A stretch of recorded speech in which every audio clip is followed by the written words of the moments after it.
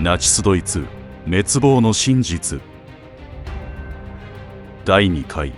ベルリン管楽第三帝国の終焉。1945年春、ナチスドイツの心臓部首都ベルリンへと連合軍の鉄槌が迫っていました。圧倒的な兵力差、崩壊寸前の国家。それでもなお狂気の指導者は最後の抵抗を命じました。しかし歴史は冷徹に、そして確実に第三帝国の終焉を刻みます。シリーズ第2回は血と絶望に染まったベルリン管楽の真実に迫ります。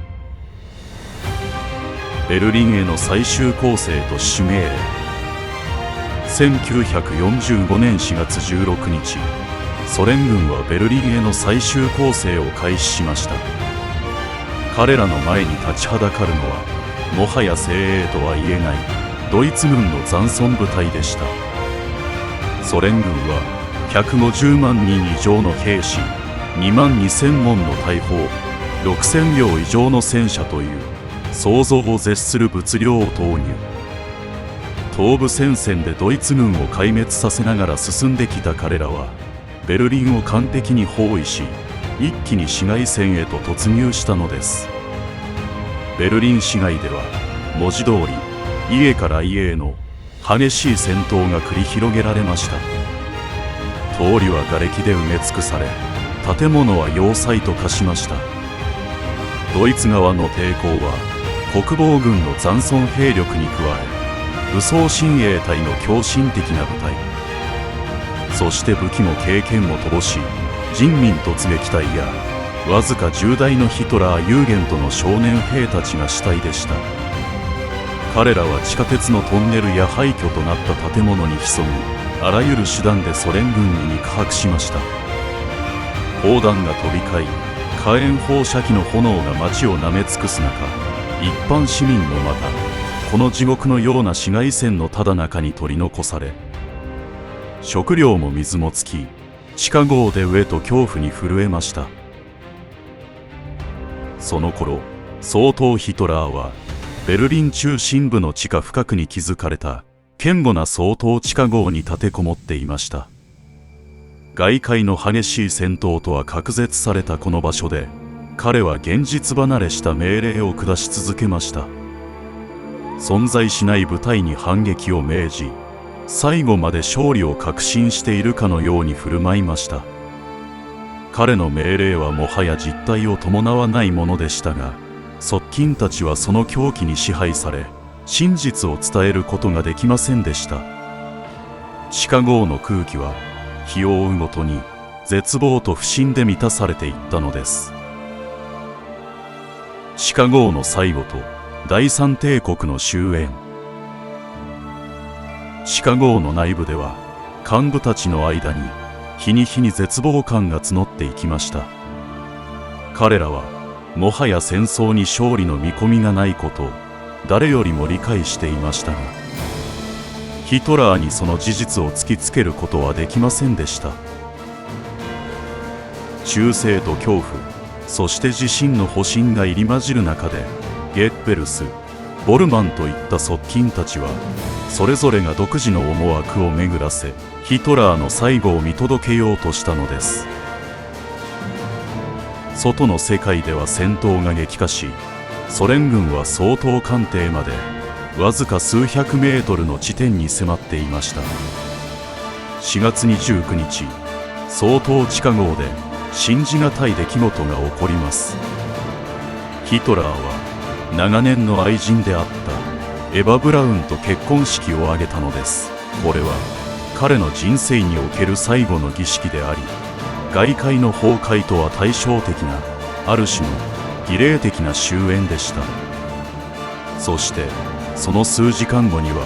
自分の政治的個人的な遺書を作成しました。その遺書の中で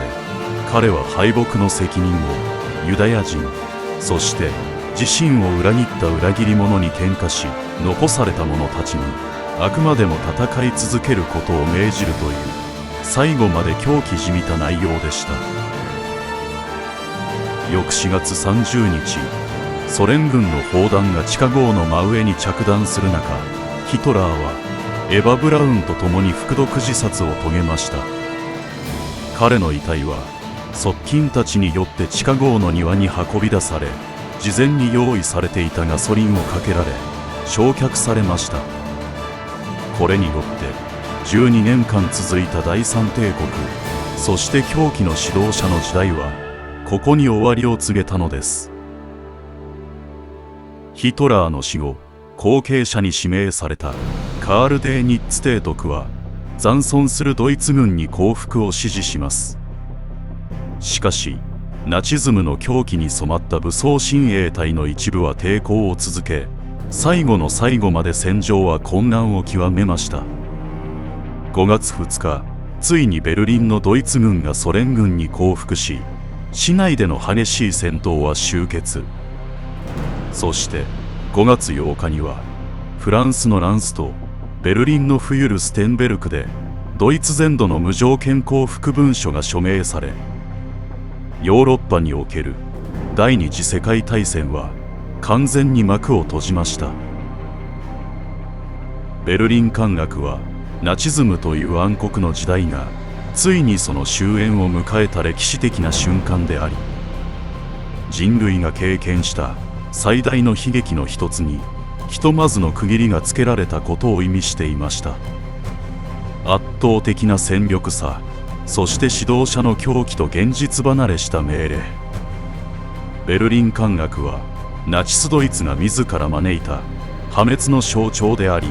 人類が経験した戦争の悲劇を凝縮した出来事でした。このベルリン陥落によってナチズムという恐ろしい思想がついにその支配を終えました。しかしその残した傷跡は深く、戦後の世界に大きな影響を与え続けることになります。